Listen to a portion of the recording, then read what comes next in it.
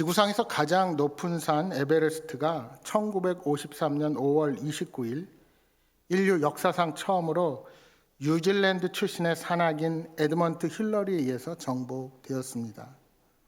공교롭게도 오늘과 같은 날입니다.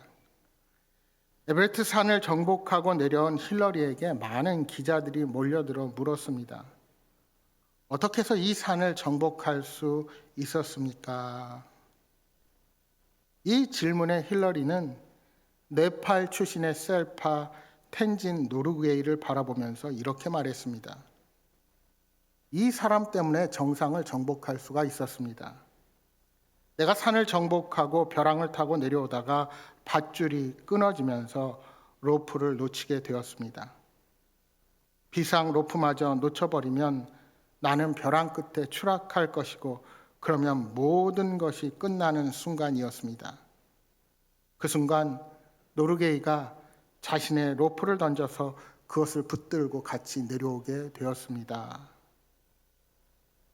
기자들이 노르게이를 바라보면서 물었습니다. 참 대단한 일을 하셨습니다. 어떻게 이렇게 하셨습니까? 그때 노르게이가 대답합니다. 우리 등산하는 사람들은 항상 서로를 돕지요. 우리는 어차피 운명의 끈으로 묶여 있으니까요. 여러분, 우리는 어떤 일을 성취하는 사람을 보면서 그 사람 주변에서 돕고 함께한 동료들의 노고를 살피기보다 앞장서서 그 일을 이룬 사람만 주목합니다. 그러나 잊지 말아야 할 것은 어떠한 일을 성취하기까지는 여러 사람의 수고와 노력이 함께 있었기에 그 목표를 이룰 수 있었다는 사실을 우리가 잊어서는 안 됩니다. 교회 공동체도 마찬가지입니다. 하나님께서 우리를 한 공동체로 불러주셨음은 이 공동체를 통해서 우리 각 사람이 맡아야 할 역할이 있고 서로가 함께 합력하여 하나님의 뜻을 이뤄갈 수가 있는 것입니다. 하나님께서는 다양한 성품을 가진 우리 모두를 동일한 은혜로 부르셔서 자녀 삼아주시고 그리스도의 몸인 교회를 세우게 하셨습니다. 그러므로 교회 안에 있는 성도들은 누구든지 다 하나님의 뜻과 섭리에 따라 세워진 소중한 지체라는 사실을 우리가 잊어서는 안 됩니다. 여러분, 교회는 그리스도의 몸이기에 세상 그 무엇보다 강한 힘을 발휘할 수가 있습니다. 하나님은 교회가 복음의 사명을 감당할 수 있도록 성령의 은사를 우리 각 사람에게 나눠 주셨습니다. 초대교회는 작았지만 그 능력을 받아서 로마에 가진 핍박을 이겨내고 마침내 로마 제국을 복음으로 변화시킬 수가 있었던 것입니다. 그러나 오늘날의 교회는 덩치가 많이 커졌음에도 불구하고 하나님께서 계획하신 원래의 모습과 힘을 잃어버린 것 같아 안타까울 때가 많이 있습니다. 왜 그런 결과를 가져왔을까요? 외형은 커졌지만 우리가 성령의 역사를 의지하지 않고 있는 것은 아닌지 우리 자신을 돌아보아야 할 것입니다. 교회 안이 온통 세상적인 가치 기준으로 움직이고 인간적인 프로그램만 가지고 신앙생활을 하면서 오히려 하나님의 능력을 나타내지 못하는 것입니다. 여러분, 바울 당시에는 노예제도가 있었습니다. 따라서 교회 안에서 귀족이나 자유민 성도들이 노예 성도들을 은근히 업신여기는 풍조가 있었던 것 같습니다. 그러나 바울은 우리 몸의 비유를 통해서 몸의 어떤 한 부분도 쓸모가 없다고 말할 수 없음을 이야기하면서 우리 모두가 그리스도의 몸을 이루는 필요한 존재임을 오늘 본문에 말씀하고 있습니다. 여러분, 우리의 몸은 여러 기관으로 나뉘어져서 일하고 있지요. 그 각 기관의 특징을 크게 두 가지로 나눌 수가 있습니다. 첫째는 우리 몸의 모든 기관들은 각각 고유의 기능을 가지고 있다는 사실입니다.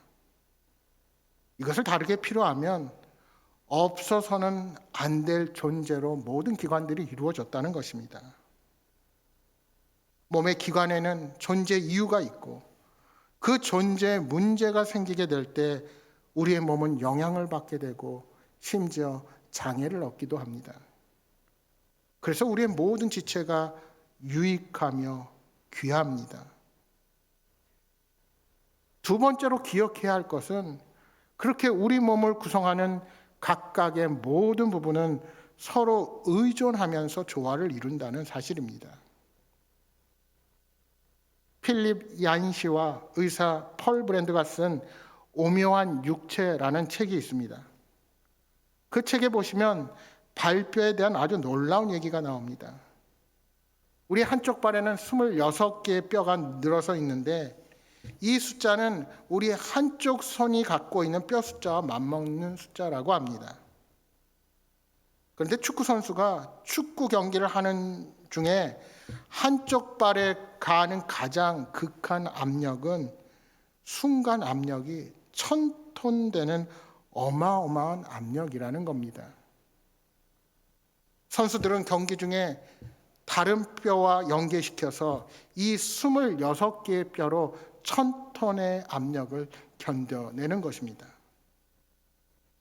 아마도 26개의 뼈가 홀로라면 결코 그 압력을 견뎌내지 못할 것입니다. 하지만 몸의 다른 지체들의 도움을 받고 발의 각각의 뼈들이 함께 협력함으로 그 무게를 이길 수가 있게 되는 것입니다. 아주 신비한 일이 아닐 수 없습니다. 여러분, 우리 몸의 뼈의 무게는 각 사람의 몸무게의 평균적으로 5분의 1에 해당한다고 합니다. 이 뼈의 구조를 가지고 우리가 평생 동안 넉넉하게 이 뼈가 우리 몸을 싣고 다니는 것입니다. 한 조사에 보면 인간이 평생을 두고 걷는 거리를 평균을 내보니 약 10만 4,605km가 된다고 합니다. 도저히 이게 어느 정도 될까 모르시겠죠? 이 거리는 지구 2바퀴 반쯤에 해당하는 놀라운 거리입니다. 우리 몸의 뼈가 정상 성인인 경우 206개 정도인데 이것이 각각 따로 존재한다면 무슨 소용이 있겠습니까? 각각 존재하면 아무 소용이 없습니다. 그러나 뼈를 서로 연결하고 상학하면서 일생을 몸을 위해 존재합니다. 그래서 오늘 본문의 바울 사도는 교회 공동체를 인간의 몸에 비유해서 설명하고 있는 것입니다. 우리 교회 공동체를 다른 말로 은사 공동체라 말할 수 있습니다. 하나님께서 모든 그리스도인들에게 은사를 주셔서 그 은사로 교회를 구성시켜 주시고 그 은사를 통하여 교회를 교회되게 하셨습니다.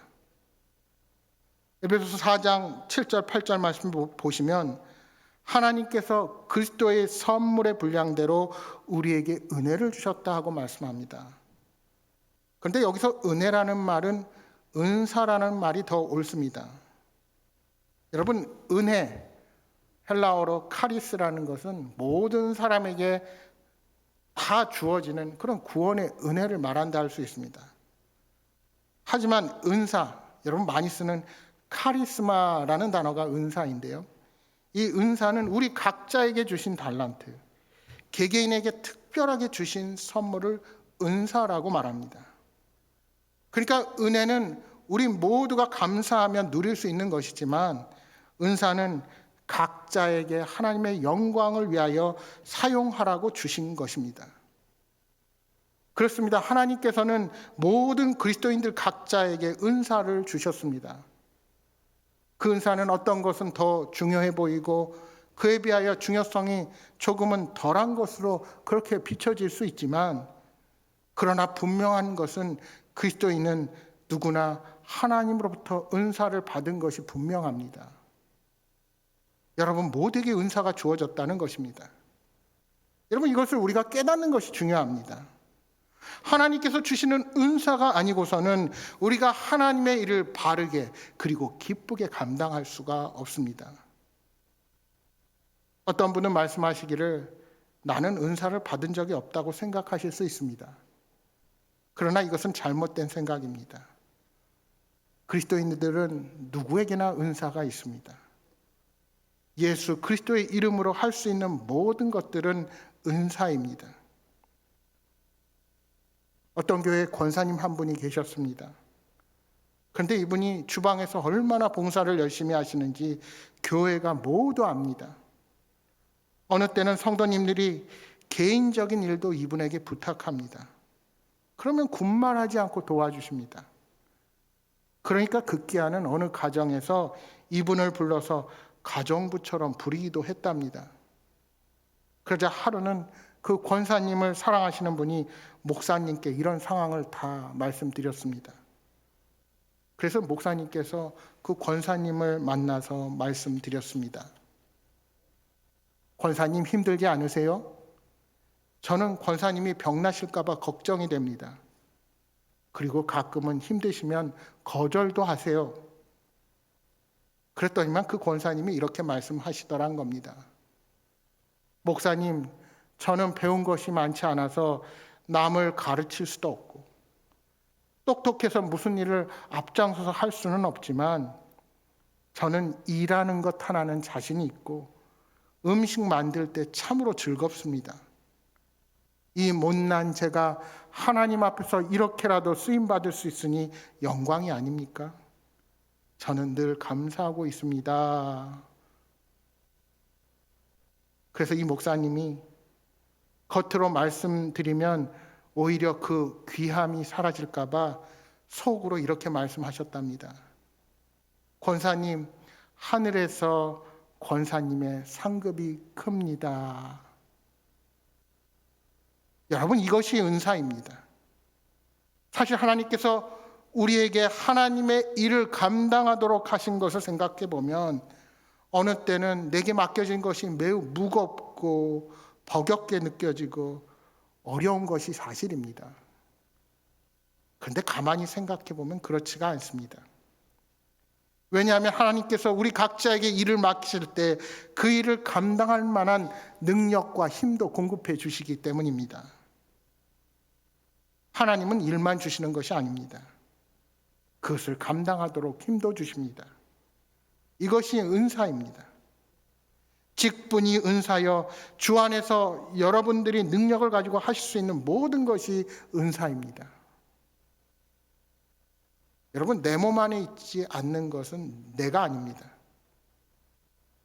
남의 얼굴이 잘생긴들 그것이 내 것이 아니면 무슨 소용이 있습니까? 남의 몸의 기능이 아무리 훌륭한들 내 몸의 일부가 아니면 무슨 소용이 있겠습니까? 아무리 부족하더라도 내 몸에 붙어 있는 것이 내 것이고 그러기에 의미가 있습니다. 우리 신앙생활이 그렇습니다. 하나님께서 여러분을 예수 그리스도를 머리로 하는 몸으로 만들어 주셨다는 사실을 이해하고 믿으시기 바랍니다. 이렇게 되면 하나님께서 여러분 한 분 한 분을 얼마나 소중하게 여기시는지를 깨닫게 됩니다. 왜요? 저와 여러분이 주님의 몸이기 때문입니다. 남의 몸과 비교해 볼 때 좀 부족해도 내 몸입니까? 내가 아낍니다. 이처럼 하나님께서 저와 여러분에게 은사를 주셨다는 말은 저와 여러분이 예수님의 몸이기에 하나님께서 우리에게 양분을 공급하시고 에너지를 주시고 능력을 주시며 우리를 아끼고 사랑하신다는 뜻이 되는 것입니다. 그래서 27절에 말씀합니다. 너희는 그리스도의 몸이요 지체의 각 부분이라. 그렇습니다. 우리는 그리스도의 몸입니다. 그리스도를 머리로 하는 지체들입니다. 그리스도의 것이기에 그리스도 예수님께서 저와 여러분을 위해 투자를 아끼시지 않으실 것입니다. 그런 의미에서 은사를 가졌다는 말은 두 가지 의미가 있습니다. 먼저는 하나님의 역사를 담당하는 영광을 누릴 수가 있다는 것입니다. 하나님은 성도된 우리가 하나님 나라를 위하여 무슨 은사이든지 어떤 직분이든지 우리가 그 맡겨진 것을 기쁨으로 감당하면 그것이 바로 하나님의 영광을 드러내는 길이 되는 것입니다. 우리가 하나님 앞에 가치 있는 존재이기에 우리에게 하나님의 일을 맡겨주셨습니다. 가치가 없는 사람에게 절대로 일을 맡기시지 않으십니다. 따라서 하나님께서 저와 여러분의 가치를 귀하게 여기고 계시다는 사실을 생각할 수 있어야 합니다. 또 하나님께서는 여러분에게 필요한 모든 것을 공급해 주십니다. 하나님께서 여러분을 훈련시키시고 힘을 공급해 주시며 사랑해 주시고 하나님의 귀한 것을 쏟아 부어 주십니다. 우리의 은사를 사용할 때 그렇다는 것입니다. 은사를 기뻐하고 그것을 통해서 하나님 앞에 사용할 때마다 하나님께서는 내게 필요한 것들을 물 붓듯이 부어 주신다는 것입니다. 여러분, 교회에서 굳은 일을 감당하는 분들을 가만히 살펴보십시오. 때로는 힘들고 어려워서 저희를 어떻게 할까 싶은데 오히려 그분들의 얼굴을 보면 주님께서 주시는 더 큰 기쁨과 감사가 넘쳐난다는 사실을 발견하게 됩니다. 하지만 은사를 소홀히 여기는 사람이 하나님의 부여를 경험하지는 못합니다. 이런 분들 계십니다. 뭔가 좀 같이 하나님의 일을 하자 하면 좀 더 후에 나중에 내 상황이 바뀌면 그때 제가 열심히 일을 하겠습니다. 그런데 좀처럼 상황이 바뀌지 않습니다. 아니, 상황이 바뀌어도 좀 더 나은 상황에서 하겠다고 자꾸 미루기만 합니다. 여러분, 하나님께서 우리의 인생을 붙잡지 않으시면 우리의 노력과 수고는 거품이 될 수 있습니다. 그러나 하나님께서 저와 여러분을 붙잡으시면 우리의 보잘것없는 연약한 것으로도 위대한 하나님의 역사를 나타낼 수가 있는 것입니다. 바라기는 하나님께서 여러분의 삶을 붙들어 주시는 복을 누리시기 바랍니다. 따라서 교회 공동체의 모든 은사는 서로를 위하여, 교회 공동체 모두를 위하여 존재합니다. 은사를 받은 사람들이 서로 힘을 합하지 않으면 존재할 수 없고, 연결되고 상합하지 않으면 온전한 몸을 이룰 수가 없습니다. 우리 모두는 서로를 위할 때만 한 몸 한 지체로서의 존재가 가능하고 그 존재의 참된 가치를 발견하게 되는 것입니다. 여러분, 이것이 바로 교회 공동체의 신비입니다. 이 신비를 발견하게 되면 예수 믿는 것이 얼마나 신나는 일인지 모릅니다. 지난 월요일, 화요일에 같이 사역하던 목사님들하고 모여서 얘기하면서 느낀 것이 하나 있습니다. 결국 목사는 그 정체성을 어디서 찾냐? 내가 잘 되는 것이 아니라 우리의 공동체가 예수 그리스도로 말미암아 풍요로워지고 변하는 삶을 보게 되면 내가 이곳에서 무엇을 해야 할지, 감당해야 될지 그 감사함과 깨달음을 얻게 되는 것입니다. 따라서 하나님의 일을 감당하는 영광을 누리는 것이 우리에게 복이요, 서로 돕고 서로 섬겨주기에 우리의 참된 기쁨이 있게 되는 것입니다. 내가 할 수 없는 일을 우리 안에 다른 지체가 할 수 있다면 그것이 얼마나 복되겠습니까? 내가 연약할 때 다른 지체가 나의 힘이 되어주고 내가 그것을 견딜 수 있으면 얼마나 복이 되겠습니까? 왜 각 지체가 긴밀하게 연결되지 못하고 힘을 합하지 못하고 채워주지 못합니까? 우리는 은사를 사용함에 있어서 귀천을 따지기 쉽습니다. 여러분, 하나님께서 약한 것과 강한 것을 어떻게 조화시키기 원하시는지를 우리가 깨닫지 못해서 우리의 공동체가 힘을 발휘하지 못할 때가 많습니다. 오늘 본문 22절, 23절이 분명히 말씀합니다. 그뿐 아니라 더 약하게 보이는 몸의 지체가 도리어 요긴하고 우리가 몸에 덜 귀히 여기는 그것들을 더욱 귀한 것들로 입혀주며 우리의 아름답지 못한 지체는 더욱 아름다운 것을 얻느니라.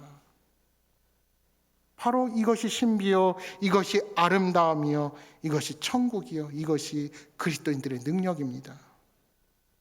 여러분, 내 머리가 아무리 소중한들 머리가 손톱의 역할을 할 수 있습니까? 여러분의 심장이 아무리 귀하다고 몸의 다른 장기를 빼내고 그것을 달면 그 몸이 유지될 수 있습니까? 그럴 수 없습니다. 여러분, 우리가 지난 2년 넘는 시간 코로나 사태로 우리에게 요구되는 것 중에 하나는 교회의 구조가 목회자 주도형 관리 체제에서 성도의 자발적인 결속 관계로 바뀌어야 한다는 것입니다. 여러분, 상상해 보십시오. 100명이 되었든 200명이 되었든 아무리 다수가 모여도 이 다수가 영적 어린아이로 머물러 있는 교회를 생각해 보십시오. 계속 공급을 받으려고만 하고 스스로 자라가지 못한 성도들로 가득한 공동체면 숫자가 늘어나는 만큼 교역자도 늘어나야 되고 늘 떠다 먹여줘야 합니다. 여러분, 그래서는 결코 자라지 못합니다. 결국 교회 공동체는 위기가 다가올 때 교회 공동체의 견고함이 어떠한가를 발견할 수가 있는 것입니다. 성숙한 성도들은 스스로 복음 안에서 풍성한 교제를 나눌 수가 있고 영적인 결속의 관계망 속에서 더욱 든든히 교회 공동체를 세워나갈 수 있게 될 것입니다. 그래서 우리가 나만이 아니라 내 주변을 돌아보고 내가 먼저 다른 지체들에게 다가갈 수가 있어야 하는 것입니다. 그것이 오늘 본문이 우리에게 말씀하시는 것입니다. 사람이 몸 가운데 더 약하다고 여기는 지체가 오히려 더 요긴하다는 사실을 우리가 알고 그렇게 귀하게 여길 줄 아는 데서 하나님의 역사가 나타난다는 것입니다. 몸 가운데 덜 귀하다고 생각하는 지체들을 더욱 귀한 것으로 입히고 볼품없는 지체들을 더욱더 아름답게 꾸며주는 데서 주님의 놀라운 능력이 나타납니다. 하나님은 우리의 부족함과 연약함을 치유하는 방법을 바로 이 공동체를 통해서 주셨습니다. 그래서 공동체가 바로 서면 약한 사람도 천한 사람도 없고 모두가 강건하고 모두가 행복함을 누리게 되는 것입니다. 이것이 하나님의 나라요. 여기에 우리 삶의 소망이 있지 않겠습니까? 이제 28절의 말씀을 다시 봅니다. 하나님이 교회 중에 몇을 세우셨으니 첫째는 사도요, 둘째는 선지자요, 셋째는 교사요, 그 다음은 능력을 행하는 자요, 그 다음은 병 고치는 은사와 서로 돕는 것과 다스리는 것과 각종 방안을 말하는 것이라. 바울은 이제 직분과 은사를 정리합니다. 처음에는 직분을 말하고 나중에는 은사를 말하죠. 사실 이 직분과 은사는 상호 관련성이 있다고 볼 수 있습니다. 그래서 이 구절을 바르게 이해하기 위해서는 우리가 먼저 생각해 보아야 할 것이 있습니다. 여기 있는 직분이 단순한 나열일까, 중요한 순위를 말할까요? 처음에 나온 세 직분의 순위를 매긴 것으로 보아서 이것은 단순한 나열로만 보이지는 않습니다. 그러면 바울은 분명히 은사에는 차별이 없고 우열이 없다고 주장했는데 왜 이런 식으로 직분의 우위를 매기고 있을까 생각해 볼 수 있습니다. 그것은 이 세 직분이 초대 교회를 세우는데 지대한 영향을 미쳤기 때문입니다. 여러분, 은사의 주된 역할은 교회를 세우는 것입니다. 그래서 바울은 초대 교회를 세우는데 결정적인 영향을 미친 세 직분을 우선적으로 언급하는 것입니다. 여러분, 사도는 예수님의 제자여 교회의 절대적인 권위를 갖는 신약 성경을 기록한 자들입니다. 그 사도들의 신앙 고백과 가르침 위에서 교회가 세워졌습니다. 또한 여기에 선지자들은 예언의 은사를 가진 자들을 말합니다. 그런데 이 예언이라는 것은 앞날에 대한 것을 말하는 것이 아니라 말씀 예, 하나님의 말씀을 풀어서 해석해 주는 역할을 가진 자들이 예언자입니다. 교사 또한 성경을 잘 풀어서 가르치는 사람을 의미합니다. 그래서 당시로 따지면 오늘날의 목사가 바로 그 교사의 역할을 하는 사람이라 할 수 있습니다. 그러니까 이 세 직분에는 하나의 공통점이 있습니다. 그것은 바로 이 세 직분이 말씀 사역과 관련이 있다는 것입니다. 바울은 교회를 세우는 것이 바로 하나님의 말씀이라고 믿었기에 말씀과 관련된 세 직분을 우선적으로 언급하는 것입니다. 그리고 나서 여러 다양한 은사들을 언급하고 있습니다. 여러분, 모든 사람이 동일한 은사를 가질 수는 없습니다. 교회에는 중요하고 특별한 은사를 가진 사람이 있기 마련입니다. 또한 그 은사들 사이에는 엄연한 질서가 존재합니다. 모두가 대통령이 될 수 없고 한 집단의 구성원들이 모두 대표가 될 수 없듯이 교회 안에서도 모든 성도가 같은 은사나 같은 직분을 가질 수는 없습니다. 하지만 교회 공동체에서는 맡은 바 역할을 서로 비교하거나 질투해서는 안 됩니다. 따라서 다른 사람을 부러워하지 말고 주어진 것을 가지고 충성스럽게 섬기면 되는 겁니다. 그래서 바울은 31절에 더 큰 은사를 사모하라 말씀합니다. 여기서 더 큰 은사는 바로 앞에 강조한 교회를 세우는 데 가장 기묘한 여러 은사들을 가리킨다 할 수 있을 것입니다. 은사는 교회를 세우는 데 필수적인 것이므로 우리는 더욱 좋은 은사를 사모해야 합니다. 결국 은사의 모든 것은 주님의 몸된 교회를 잘 세우기 위함입니다. 내가 진정 주님의 몸된 공동체를 사랑하면 내가 가진 은사를 그냥 내버려 둘 수 없습니다. 그것이 보잘것없는 것이라도, 그것이 무엇이든지 이 공동체를 위하여 내가 어떻게 섬기고 일할까 고민해야 합니다. 우리는 그리스도의 몸인 교회를 세우는 자들입니다. 내가 은사를 발휘하지 않으면 교회 공동체가 결코 클 수 없습니다. 바라기는 내가 어떤 은사를 가지고 주님의 몸된 교회를 세울까 고민하고 기도하는 여러분 모두가 되시기를 소망합니다. 사랑하는 여러분, 우리의 공동체가 그 누구도 소외됨 없이 합력하여 선을 이루는 귀한 공동체로 서게 되기를 주님의 이름으로 축복합니다.